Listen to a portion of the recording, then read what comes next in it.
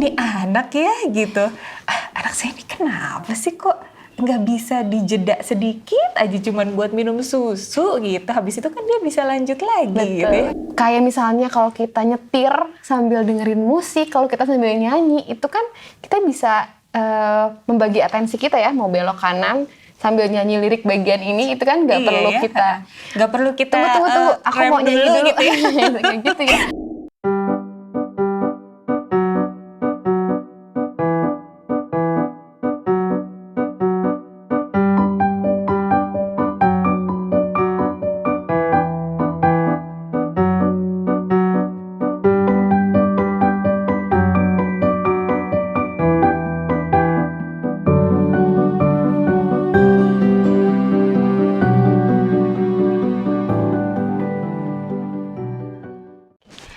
Halo sahabat Sisi, ketemu lagi dengan saya Agfa Agnia Nadirah dan rekan saya Nuri Indira Dewi.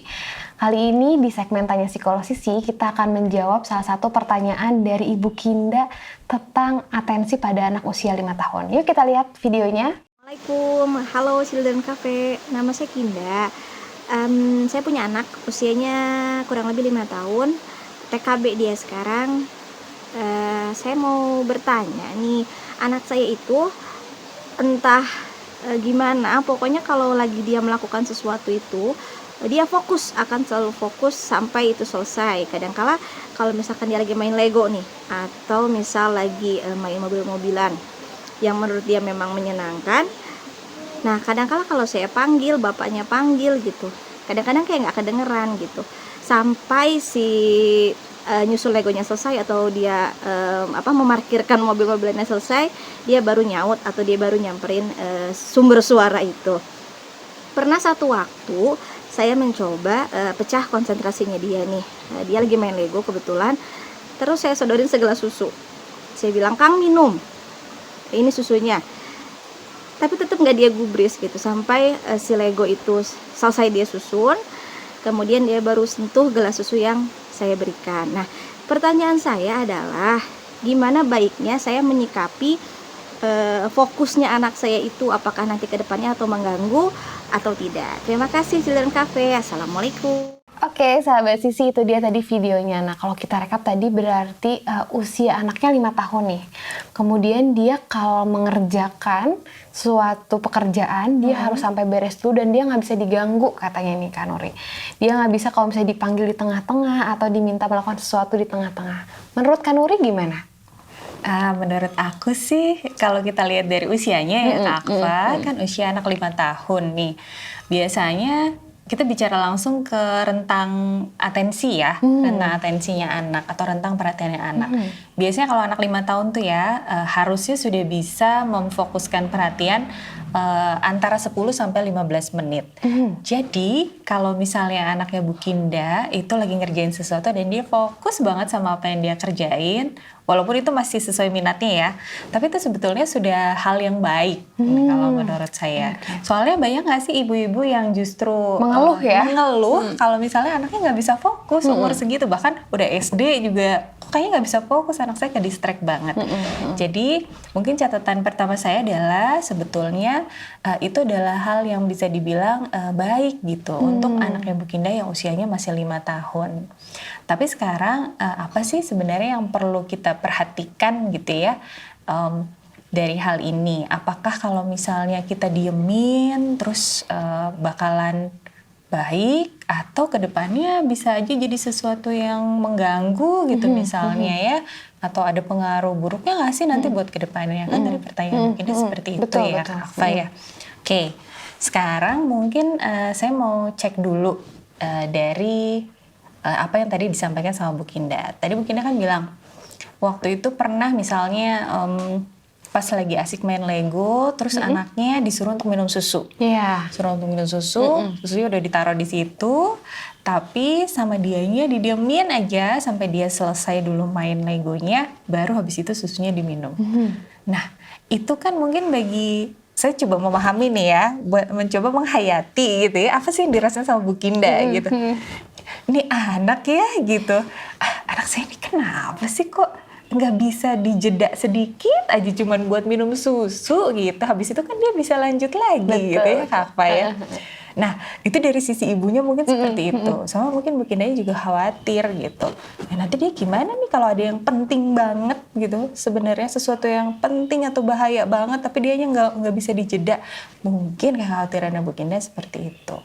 Tapi lihat juga dari sisi anak ya Kak Fa. Betul. Gimana kalau dari sisi anak kira-kira gimana? Kalau saya coba memahami dari sudut pandang anaknya nih ya. Kita bayangkan aja nih kalau misalnya kita lagi mengerjakan satu tugas, kerjaan kantor mungkin ya sahabat Sisi, terus atau hal yang memang lagi kita nonton yang aduh kayaknya seneng banget deh itu videonya. Siapa sih yang mau diganggu? Setuju sih ya.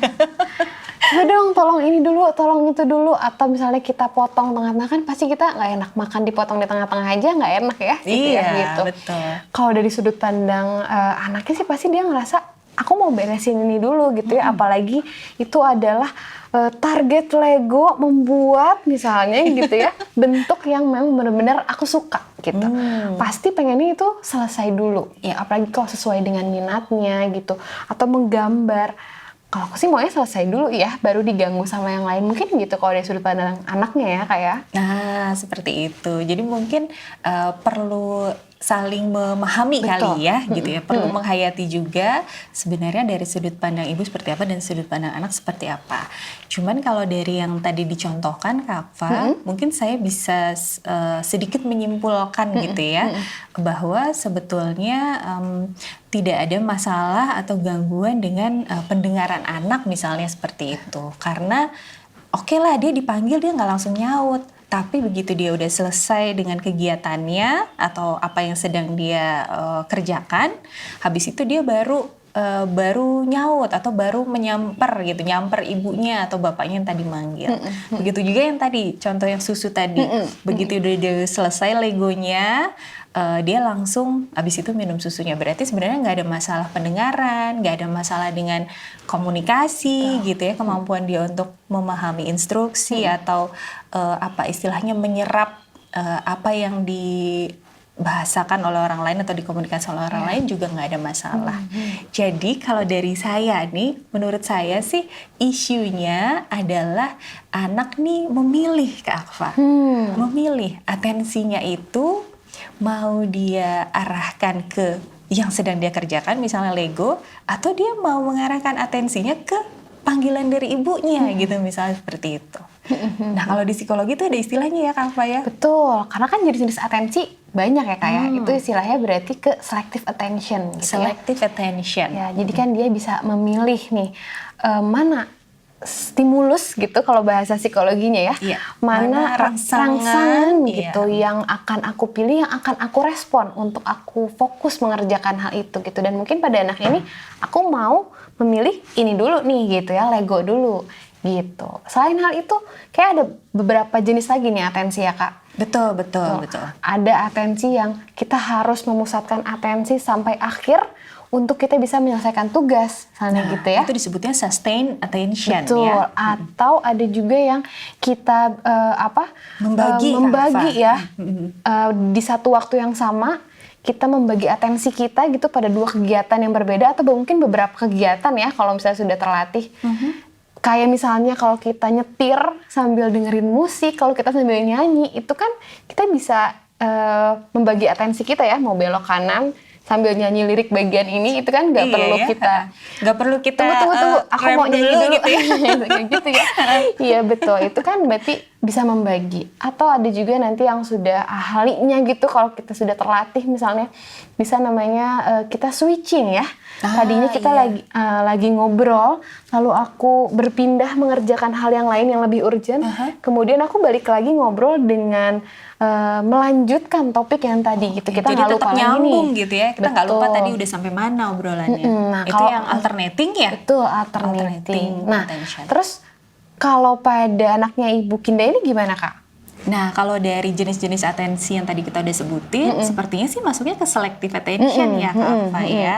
Dan mungkin juga masuk ke sustained attention gitu. Jadi, memang kalau selektifnya itu kita bisa lihat bahwa pada saat ada dua stimulus datang di saat yang bersamaan gitu ya. Jadi, satu stimulus adalah si legonya ini, stimulus barunya adalah dipanggil sama ibunya gitu. Terus dia akhirnya memilih gitu. Dia selektif, dia select, memilih yang mana yang mau dia dulukan. Oh, ternyata anaknya Bu Kinda milihnya untuk menyelesaikan ini dulu atau parkirin mobil-mobilannya dulu. Betul. Gitu. Habis itu baru deh aku jawab panggilan dari ibuku misalnya seperti itu. Kalau yang sustain, kenapa bisa juga masuk ke sustain attention? Karena dia berusaha ya untuk menyelesaikan tugasnya atau apa yang sedang dia kerjakan tuh sampai selesai. Gitu. Jadi atensinya terus-menerus dicurahkan ke satu hal itu ya. Ini buat anak 5 tahun sebetulnya itu bagus sekali ya. Bagus banget Jarang yang sebetulnya masih bisa, atau mungkin kita juga belum tahu ya berapa lama dia mengerjakan hal itu, tapi itu jadi poin yang bagus gitu ya, jadi poin plus lah buat anaknya Ibu Kinda ini. Tapi memang kalau kita lihat kemampuan atensi ini kan bentuknya latihan. Kita perlu melatih dia. Mungkin buat saat ini untuk dia divided gitu ya, atau alternating, saya minum susu dulu balik lagi ngerjain, itu kan itu belum masih sulit gitu. Tapi itu bisa kita latih. Nah, sederhananya sebetulnya nggak mesti latihan atensi banget ya, tapi kita memberikan pemahaman pada anak mungkin ya, kayak bahwa hal apa yang harus dilakukan ketika ibunya memanggil gitu mungkin kayak. Iya, aku setuju sekali. Dan mungkin ini juga sambil menghayati apa yang dirasakan oleh Bu Kinda gitu ya. Mungkin kita sebagai ibu kalau misalnya anak kita dipanggil walaupun dia lagi sibuk, kita akan lebih tenang kalau misalnya anak kita at least menjawab. Betul. Iya nggak sih Kak Alfa? Jadi misalnya bilang, iya mah gitu ya, atau sebentar gitu. Atau misalnya bilang, iya kakak bikin ini dulu gitu ya. Jadi ibunya juga nggak khawatir gitu nih, anak saya sebenarnya denger nggak sih, atau cuek banget nggak sih sama saya, apa nggak mau dengerin saya apa gimana gitu ya. Mungkin akan lebih tenang. Jadi mungkin langkah pertama adalah coba untuk ngobrol ke anak, latihkan ke anak, kakak nggak apa-apa, kakak boleh kok nerusin main kalau misalnya mama lagi panggil, tapi tolong kasih tahu mama gitu, atau tolong jawab dulu, misalnya bilang iya atau sebentar, atau kakak main Lego dulu sebentar, yang seperti itu kayaknya akan lebih ini ya Kak Alfa ya. Betul. Jadi memang harus diberikan pemahaman ya. Kadang kita meminta anak untuk tapi sebetulnya dia belum paham gitu ya. Mungkin itu yang perlu kita lakukan. Salah satunya adalah tadi memberikan pemahaman. Kita buat perjanjian dengan anak gitu ya. Kalau misalnya ketika dipanggil, yang penting kamu jawab dulu gitu ya. Baru memulai mengerjakan lagi boleh gitu. Itu mungkin yang pertama. Yang kedua, ada kemungkinan juga apakah anak dengar gitu atau anak ngeh gitu atau enggak, dikarenakan seperti apa sebetulnya ibu manggilnya, ibu ketika manggilnya ya, apakah itu jaraknya jauh atau yang satu di dapur, yang satu di kamar misalnya gitu. Mungkin untuk anak yang sudah jauh lebih besar mereka bisa respon itu, mereka bisa ngerti gitu. Tapi mungkin latihan dengan yuk disamperin gitu ya, ditepuk gitu misalnya, buat dia lihat dulu, coba lihat dulu ibu gitu, nanti udah ini minum ini ya gitu. Yang penting kan ada respon itunya ya. Iya, betul sekali Kak Alfa. Benar ini sahabat Sisi, mungkin salah satu yang sering kita lupa ya. Kadang-kadang kita berharap bahwa kalau kita panggil anak harus selalu siaga dan selalu langsung jawab gitu. Tapi cara kita memanggil atau menarik perhatian atau atensi anak juga kayaknya perlu kita perhatikan ya. Akan lebih efektif kalau misalnya kita samperin dan betul-betul kita istilah kita tepuk, atau kita betul-betul ajak anak untuk melihat ke kita dan sampaikan kita mau apa.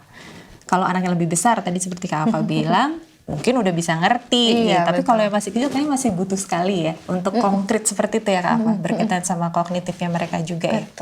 Sama ini aku juga jadi kepikiran bahwa bisa aja kalau misalnya memang kita udah tahu nih ada jadwal anak minum susu gitu, apapun gitu ya, misalnya ada jadwal anak minum susu, tapi kayaknya dia lagi pengen main nih gitu. Jadi sebelum main bisa nggak sih kita bilang dulu ke anak, kakak mau main apa? Ini mau main Lego. Kita udah tahu nih anak kalau mau main Lego bakalan lama atau bakalan susah di distract. Kita bilang dulu ke anak sebelum mulai main bahwa oke, kakak main Lego tapi ingat sebentar lagi jadwal minum susu. Jadi nanti pas mama kasih susunya, main Legonya berhenti sebentar ya. Minum susu dulu, habis itu baru terusin main. Betul. Yes, Biasanya yang bisa membantu untuk anak-anak, karena kan itu konkret banget ya.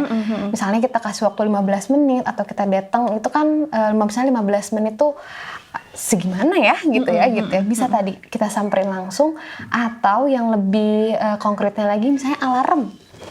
Iya. Kalau alarmnya nyala, atau kita nggak apa-apa sudah taruh susu, kalau alarmnya nyala harus minum dulu ya gitu. Jadi itu dia memang itu kan melatih ya, berarti dia aku minum susu dulu baru aku lanjutin lagi. Itu kan melatih juga dia switching attention-nya. Betul sekali. Nah, sahabat Sisi, menarik banget ya. Kenapa sih gitu? Satu pertanyaan mungkin, kenapa sih kita tuh berusaha melatihkan anak juga untuk bisa membagi atensinya?